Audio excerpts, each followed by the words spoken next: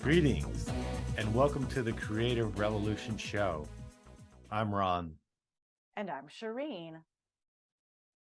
Join us while we talk about and share creativity today. Music, visual, written art, and near the end, we'll include a short segment with information on plant-based nutrition. It's episode 2, and today Ron and I are pretty excited to have on the show our dear friend and fellow musician, Paul Schelly. Paul lives in the Los Angeles area where he is a musical instructor and professional guitarist. Without further ado, let's introduce you to Paul. Tell us and the viewers how you are living creatively with your musical endeavors. Well, I'm a professional musician and instructor.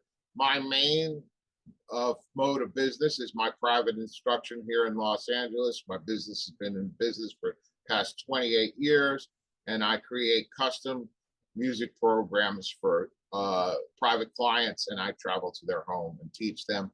I also create a bunch of groups that are client-based, and they're music groups, so they get a chance to practice different styles in group collaboration. I also play at the Grandstand Jam, which is a promoter that I use here to play live blues and stuff like that. I do recording. I do band management. Those are my main activities. That's cool. Hey, so do you like write? Do you write and compose music too? I sure do. I have 2 solo albums out on CD Baby. I have Harmony 2010, which is all original. I'm pretty much the only player on the record. And I also have many compositions on this other record on CD Baby, original works 2003 through 2008. Those are my most recent compositions recorded. I also have a bunch of band things too, where I've contributed to records there. Yeah, that's cool. All right, so that's just kind of like what's happening currently. Are we going to go back in the archives a little bit and talk chronologically about? Well, I will say first of all, I remember meeting Paul for the first time at an audition for a blues band, and we were both auditioning for the same band. And what a cattle call! Is that what you say it is? That was because the guy who held the audition says, well, I'll just have all the guitar players plug in at the same time and see what happens. Oh, was that ever a fun time? But that's how Paul and I met. We both ended up being in the same band, that Birdman Blues Band at the time. So if we're going to go back a little bit, Sharine, did you have a place where you want Paul to start? Yeah, so let's go back to the beginning to Eclipse. Eclipse was my first, I would say, real group. And it was a very bare bones group. It normally was either 3 or 4 guys. And we were all young. I mean, I was just like in high school, like probably my last year or so. And the other guys were actually even a little younger, also in high school, but like sophomores. And we used to play like parties, like really simple like house parties and things like that. And we had basically a set list of classic rock and things that we were just developing as new players. And we were organized. We'd show up, they'd pay us $75, and we would just jam for the evening. And it usually was a really great experience and kind of coalesced the ability to play in front of people, get confidence, and understand how to work in the music business. Sure. Yeah, that's great. And that eventually led to a more professional band called Licks, right? That turned into the FNA artist Rev Lover, or retro artist. And you and your brother David were in Rev Lover with the other 3 guys. And you were on the road. You were touring all the time and making loads of money and spending it like crazy on good things though, right? So tell us about Rev Lover. Well, what happened is Eclipse eventually evolved into professional groups, and there were a few. They were all basically leading up to the Licks situation, which was originally my brother David, myself, and we had a drummer. And we met another band that we were basically on the same circuit with, and we basically combined the two groups and got rid of the members. It was a business, you know. We used to play a lot of venues that were popular and they were professional. You had to show up, and if you wanted to get invited back, you had to deliver the goods. Well, this group became huge in South Florida, which is where we were at. We used to play at all the big venues. Our biggest gig, or our best gig, was we played at Penrod's on the Beach as the house band, and we set many attendance records for over 1,000 people per show. We play Friday and Saturday nights, and that allowed us to earn enough money to actually come out to LA in 1987 and ultimately change into Rev Lover, which became a really professional hard rock group that played on the Sunset Strip. We were involved in the pay to play thing, and we were really, you know, worked our way up the top of the chain. And we also were lucky enough to record and go on a number of US tours and made a couple of albums too. Ultimately, those albums have been combined together in one collective work, which is the F&A record that you were talking about. And that is the Rev Lover story. And that was like late 80s and 90s. Mm-hmm. Yes, it is exactly what it was. Rev Lover's official years of operation were from 1988 to about 1994. And after that, Rev Lover, because the styles have changed so much, was losing its ability to make money and work on the road. So we reformed into another group called Milestone. And Sharine's heard some of the music on this record too, which is a hybrid of rock band and also funk, hip hop, and other things. This is a record that has 10 songs on it, and we recorded it in Artisan Studios in Hollywood. And it was signed to Solar Records in 1995. Unfortunately, it was a difficult sell because it was a complex product, and I think it was a little too sophisticated for the audiences they were trying to do. We met, I want to say it was around 95. So it's very, very interesting that all three of us were in the Los Angeles, Hollywood area during the Rev Lover time frame, and we were all doing stuff, but we never crossed paths when we lived down there. It wasn't, or did we? No, we did. But we met after that was all over. Same thing with my original project and whatever, and then we met at that time. So you want to pick up after that? Like we're talking about right around the time when I think you and I met, Birdman Blues Band. Yes. Well, I met you, Ron, which was about 1995. Well, I think it was the latter part of it. I was still in Milestone, and I was a signed recording artist. But because we were shelved, we weren't going on tour or anything. So I decided to follow another career path. And if something took off with that, that's great. But I eventually decided to work on more blues type projects. And that's when I got involved with you.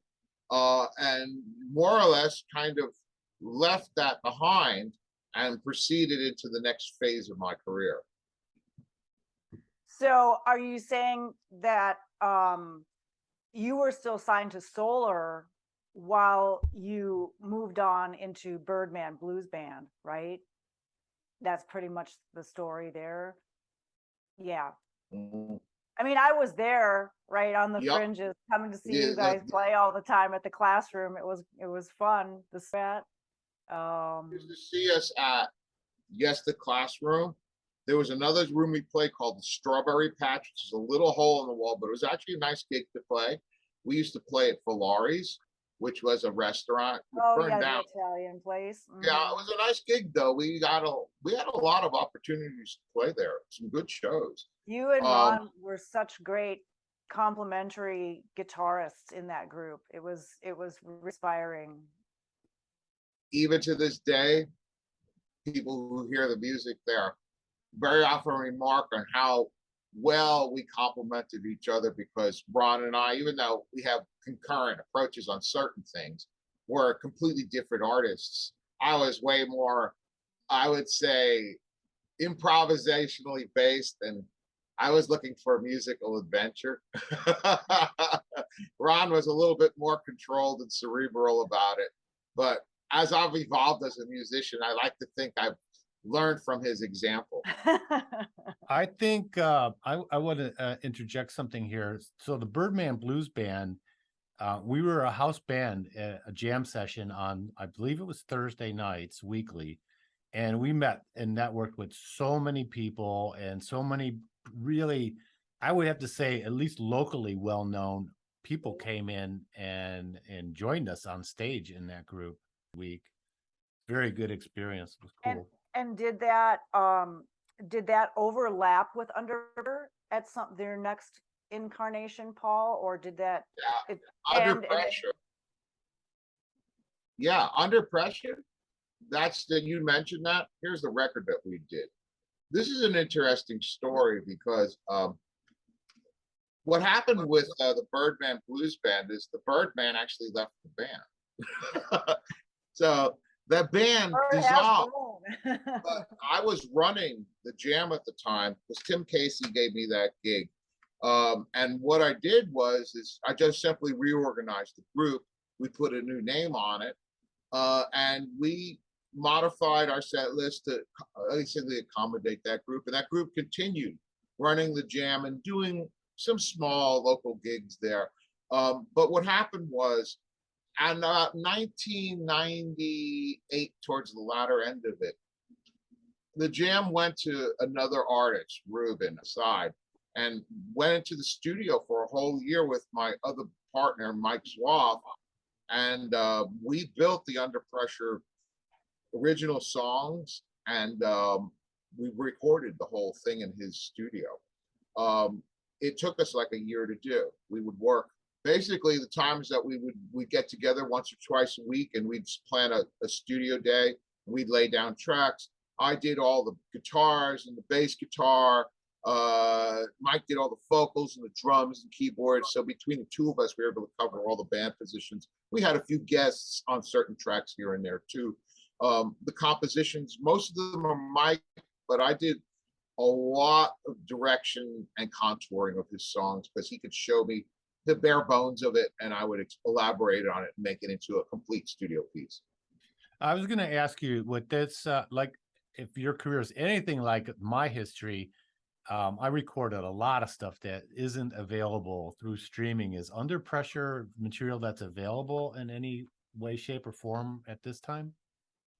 Only through myself. I have yet to put it on CD Baby. Now, I've spoke with Mike and we talked about it, but we never come to an actual conclusion on it. But I have a feeling in the future, we may just do that. And if that's the case, then it's available. Usually, most people have heard it. I have some tracks on SoundCloud, and I've referred them to them.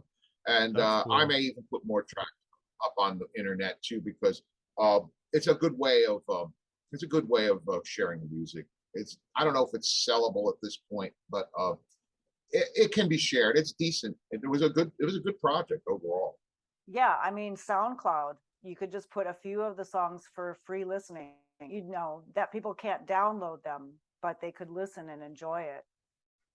Yes, and I feel that people, if they really want the record, usually what happens is people give me a call and they'll ask me for like a bootleg recording of it, and I'll send it along. I mean, there's not like a huge demand for it because it was more of our own personal project. And I think for Mike, in his case, it was a cathartic event where he channeled a lot of dark emotions that he had at the time, which we channeled into creative elements, which was a very positive way of taking the trauma in his life and using it in a constructive way. Well, and I think, to go to the broader discussion here of being artistic, we are creator beings. And part of our process here is to alchemize those horrific experiences that many times we don't even bring on ourselves. Sometimes we do. But when we have a traumatic experience and we need to heal from it, making art is one of the most beautiful ways to alchemize and then fully heal from it. That's pretty awesome. I mean, I think maybe Mike and you and some of our other friends can get together and we'll just start our own little like label and just have everything in one place for everybody all at the same time. That's I, cool. I think that would be cool. So I what would. what was going on then after that time period? You so under prep that thing came out. You did that work with Mike, and what happened after that? Well, then what happened after that is Mike and I, we did gigs until about 2001 or 2002. I got married and I moved to the South Bay, and it was really a long distance away from him. We couldn't collaborate physically anymore. We're still great friends and we do see each other at jams, but I had created a completely huge backlog of material, which I put on 2 solo records. The ones, this one here, Paul Schelly, original works, 2003 through 2008, which is a miscellaneous hodgepodge of original material. I'm the only artist on that record. And then a more organized album called Harmony 2010, which I did in 2010. And I spent, I'd say, the first part of 2000, the first decade, working on my solo work, playing in 2 bands, the Moondog Blues Band. I also played in the Bluesmen, which were 2 groups that played as blues music at nightclubs and whatnot. And we did some traveling. I did some stuff in Ventura and whatnot. Cool. One thing that we didn't touch on that might be of interest to our people following our show is the super eclectic acoustic electric. And it was a project that the 3 of us played on, and we were kind of a sit down group, and it was super, it was eclectic, and it was electric, and it was acoustic. Yes. And it was primary, like some of it was original material from the past, and a lot of it were cool little songs, and we did coffee houses and some special events and things like that. So It's funny that it was in the day right before cell phones became really popular for recording. So we don't have any records, at least that we know of, to share. But I did dig up a couple of photos that we had a professional photo shoot, remember, on the Northridge campus. So here they are. yeah. Hey, what's Grandstand Jam? What's that? Grandstand Jam is basically my good musician partner and drummer. His name is Stephen Marshall. His stage name is Styx. He runs the Grandstand Jam, which is a kind of a blues jam show that goes to different nightclubs that he contracts here and there. And we have a network of professional and non-professional musicians that generally attend. And he has a lot of musicians that he knows through the city, and we all work through that situation. And since Steph and I are good friends, very often he'll give me control to put groups up of my own choosing and lead other groups that he wants. So it's the way I stay active in a creative and instrumental way where I get to play my guitar. The Los Angeles area, you should definitely check it out. That was for our viewers. Yeah. So once again, we're really glad to have you on as our first guest on our Creative Revolution show. We still have a few minutes left here, and we'll collect our thoughts here and figure out if there's anything that we've missed so far. Of course, we will, put some, information, contact information and stuff in the show notes, and we're recordings might be available, or a way to contact Paul if you need his want to find out more about his services and what he does.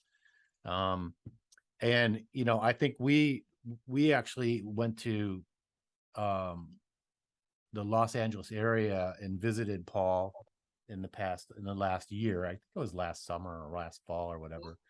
Spring. So hopefully we'll have some more gatherings like that. Maybe you can come up to our area sometime, but we'll definitely be passing through LA more and more as time goes by. But I didn't have any other parting thoughts other than I'm looking forward to possibly collaborating, on some stuff over the internet, remote recording with you, Paul and Sharine, in the future. I would love to do that. So would I. That'd be awesome. Yeah. Let's keep it rolling. Absolutely. I want to thank you guys for having me on, especially as the first guest. I feel honored. Yay. Well, we go back a long time. I'm sure it's got to be good. Well, yeah, it's going to be 30 years pretty soon. Oh my gosh. But yeah, but you know what? I have no regrets over any of it. It was really a fun time. And some of the recordings that have resurfaced with those blues jams that we did, oh my gosh, it's like I listen to them, I go, that's really me. Anyways, it's been great. Anybody parting thoughts? Anybody else before we move on? Just thanks so much, Paul, for help with our first official interview. Finally here, we're getting it rolling, and it's happening. It's great. Well, I think all three of us know how to persevere, so And that is part of the creative revolution, isn't it? Because we've got to keep this show going on. Perseverance and courage is imperative. Right on. All right, thanks again. All right, Paul. thanks, Paul. We'll catch up with you again, and as soon as we can get around to it. Again, thanks, Paul Schelly. Okay, now we're going to talk a little bit about music, some here and there recording projects now and then. Our friend Larry and his wife Karen, Larry and Karen, are going to be releasing another CD. So it looks like there may be some ways for us to get involved in that project as well. Also, we started a club called Axe to Grind, and it's simply a gathering of our friends, musician friends of all levels, some non-musicians as well, but we welcome all levels, and we get together and we make sound, and we make some noise, we play songs, and it's just an opportunity to jam and learn how to play guitar, bass, and drums, using blues-based songs, allowing plenty of opportunity for improvisation, like learning how to take solos and stuff like that, and trading solos. And we only have simple requisites for joining this club, and that is one, that you attend when you can.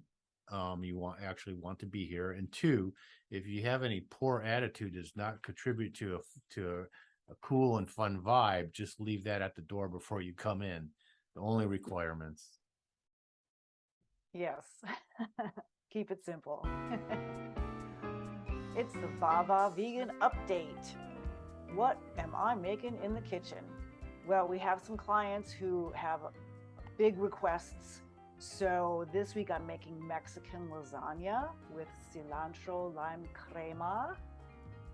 And I'm doing something new. Well, not new, I haven't done it in a long time because I got these cute little mini pans. So I'm making Greek meatless mini loaves and spanakopita. Also a spinach antipasto, which is like an entree salad.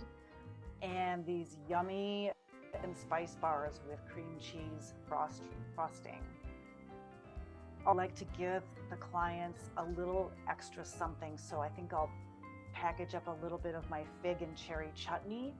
And they've also expressed interests in my ferments, which is one of my newest projects. I'm going to do some cauliflower and sauerkraut, but I also have a little bit of something in the fridge that I'll share with them.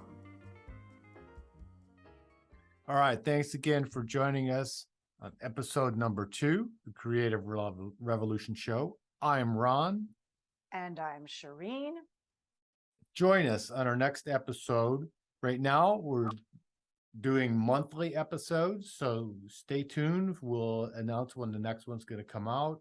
Check us out on all the podcast places that you can get streaming podcasts. And be sure to watch this video to the end for a short but special message from our creative producers. All right. Until we meet again.